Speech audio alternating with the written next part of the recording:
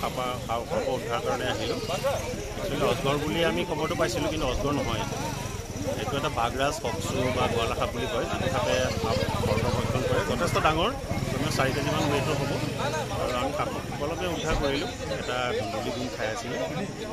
আৰু আমি এইটো একচুৱেলি বিষাক্ত সাপবিলাক আমি ব্ৰহ্মপুত্ৰ চাপৰিত আমি আনোঁ। ফৰেষ্টৰ আমাৰ এটা নিৰ্দেশ আছে, সেইটো চাপৰিত এৰিবলৈ।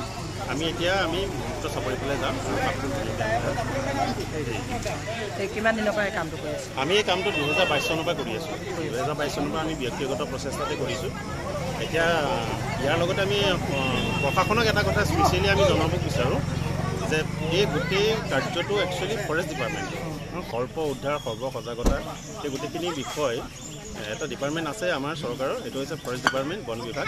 কিন্তু আমি ৰিচেণ্টলি জনামতে বন বিভাগৰ হাতত পৰ্যাপ্ত যিখিনি সা সৰঞ্জাম লাগে সেইখিনি নাই। আৰু তেওঁলোকৰ বিশেষকৈ বিষাক্ত সৰ্প উদ্ধাৰৰ যিখিনি ট্ৰেইনিং, সেই ট্ৰেইনিংখিনি নাই। কাৰণ তেওঁলোকেও স্বীকাৰ কৰিছে, অলপতে আমাৰ মুদৈ বিলত অজগৰ সাপ এটা ধৰিছিল বন বিভাগে, তেতিয়া তেওঁলোকে স্বীকাৰেই কৰিছে। গতিকে আমি এতিয়া সৰ্পৰ বিশেষকৈ আমাৰ এইটো গৰমৰ ছিজন, সাপৰ ছিজন। এতিয়া সেই সময়খিনিত আমাৰ মানুহবিলাকক আমাৰ বিশেষকৈ ল'ৰা ছোৱালী আছে, specially school, college, LP school, high school বা আপোনাৰ ধৰক কলেজবিলাকত সৰ্পৰ বিষয়ত সজাগতা শিবিৰবিলাক পাতিব লাগে। মানুহবিলাকক একচুৱেলি সাপৰ বিষয়ে জনাবৰ টাইম হৈ গ'ল অলৰেডি। কাৰণ পপুলেশ্যন বাঢ়িছে, পপুলেশ্যন বঢ়াৰ কাৰণে খাল বিল পিটনিবিলাক তেওঁলোকে দিছে, আৰু সাপৰ যিবিলাক থকা জেগাবিলাক নাইকিয়া হৈছে। গতিকে সাপ আৰু মানুহৰ সংঘাতবিলাক বাঢ়ি গৈ আছে। এতিয়া সাপটো ওলাবই, সাপ কেতিয়াও মাৰি শেষ কৰিব ধৰি শেষ কৰিব। আপোনালোকে সাপ ধৰি আছে, হয়, কেইজন জড়িত হৈ আছে?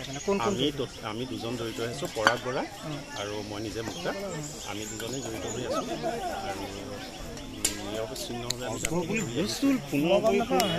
আৰু এতিয়ালৈকে আমি সাপৰ ওপৰত সাপ উদ্ধাৰ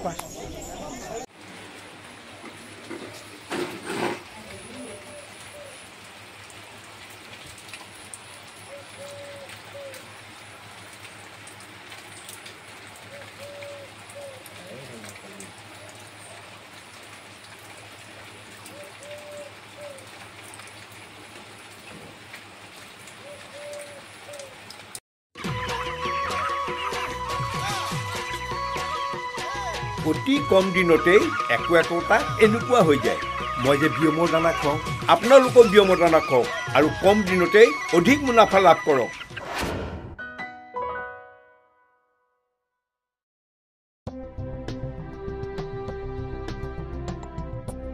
গৰু, গাহৰি, হাঁহ, ছাগলী, কুকুৰা আদিৰ বাবে জনপ্ৰিয় দানাৰ নামটোৱেই হ'ল বিয়ম। বিয়ম এই অসমৰ উদ্যোগ। গতিকে বিতৰকসকলে অতি শীঘ্ৰেই বিয়ম উদ্যোগৰ লগত যোগাযোগ কৰক।